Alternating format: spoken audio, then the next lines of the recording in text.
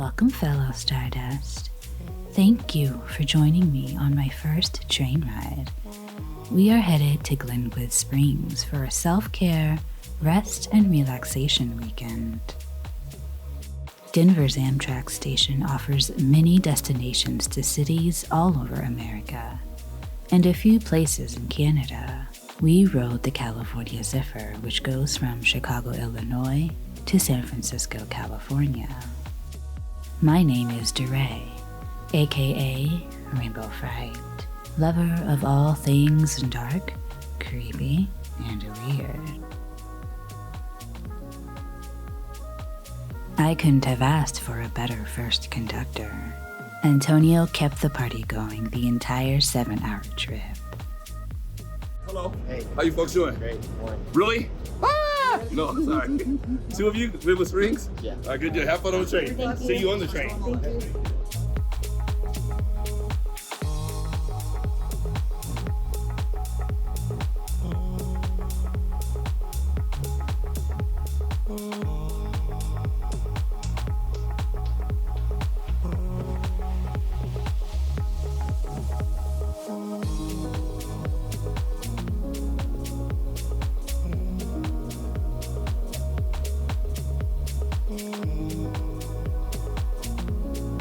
The scenery is absolutely breathtaking.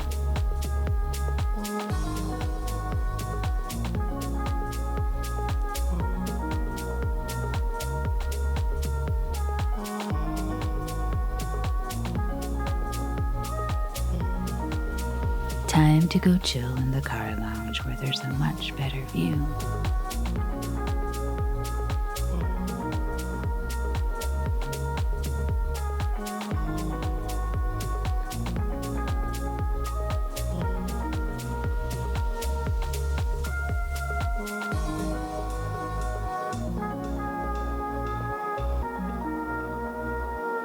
It should have been closer to a 6-hour ride, but we didn't mind the extended trip, since our only plans when we arrived were dinner and sleep.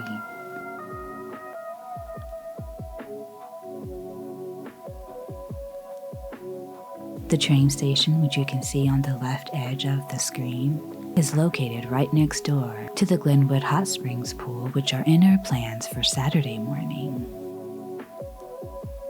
The larger pool is 90 degrees Fahrenheit, and the smaller pool is 140 degrees. The Holiday Inn wasn't too far from the station, so we decided to walk. And Rossi's is where we actually ended up eating breakfast on Sunday, right before we caught the train back home to Denver. But I didn't get any footage of that meal. Alright, time to freshen up for dinner. We ate pretty light on the train, so we decided to go for some good old barbecue, the only barbecue joint in Glenwood Springs.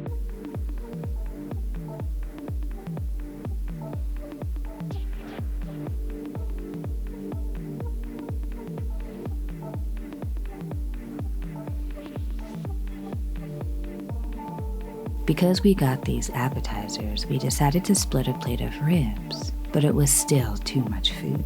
We ended up taking more than half of the rib plate home. But my God, this place is worth the stop. They had a really friendly staff as well.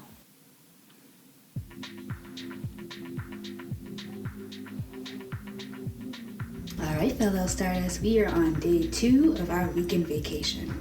Right now, we are headed on over to the hot springs, and afterwards, we are going to get a much needed massage. I am so excited. Let's go. Because lifts were giving estimates between $75 and $100 to go a few miles, we opted to utilize the free bus, which we never had to be on for more than 10 minutes.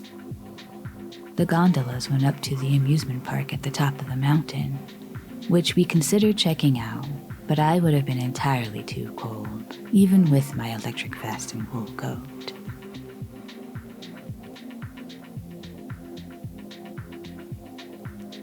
We actually didn't have plans to visit another hot springs before the Glenwood Hot Springs Pool, but this salon was the only one that had any availability for massages. So we said, why not? Let's do it up. This vapor cave was over 140 degrees Fahrenheit. I was sweating bullets as soon as I stepped foot in here. I only lasted about 15 minutes before I had to cool off. It definitely loosened me up for my massage though, along with my hot mineral bath.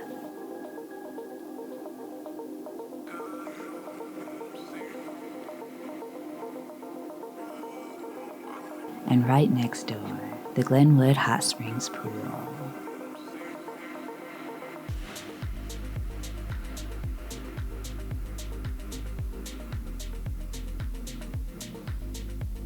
A little hot tub action before the springs.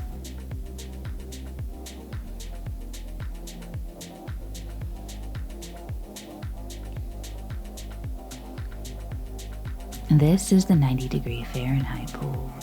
The smaller pool east of the big pool is 140 degrees, which doesn't feel as intense as the enclosed vapor cave, especially with the cool air hitting your body above water.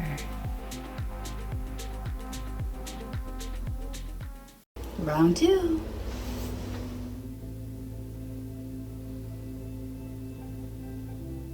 These infused whiskeys were yummy. I got the Bangkok Rocks with the habanero hot drop. Brandon got the ET Phone Home, which tasted like a cocoa White Russian, and I love White Russians. Afterwards, we each got a delicious peanut butter and jelly shot. Definitely check out Stoneyard Distillery. The bartender was also really nice.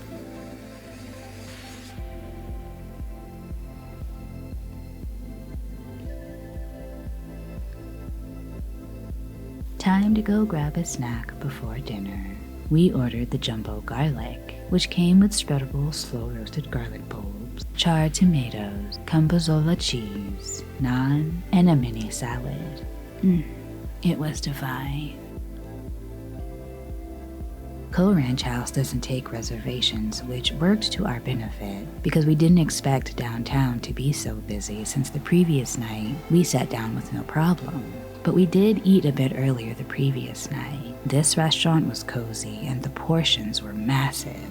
I really loved our trout appetizer, which was sort of a play on lox and bagels. My chicken was perfectly cooked, but I didn't expect my chimichurri sauce to basically be a pico de gallo.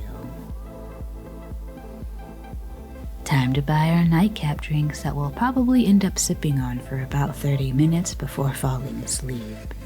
Going to bed at about 8 p.m. 2 nights in a row was much needed.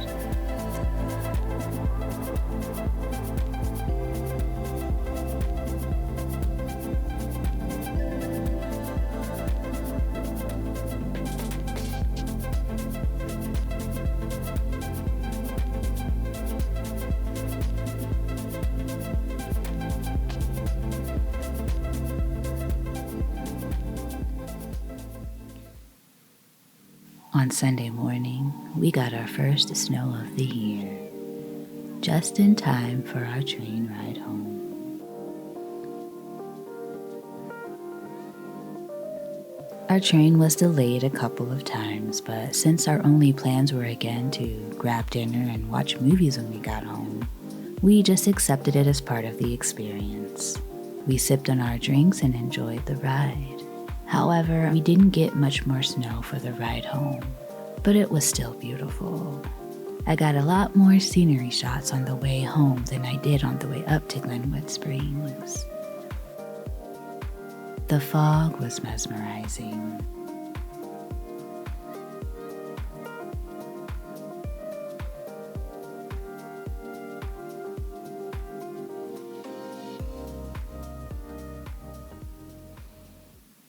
Well, thank you again for joining me today, fellow Stardust.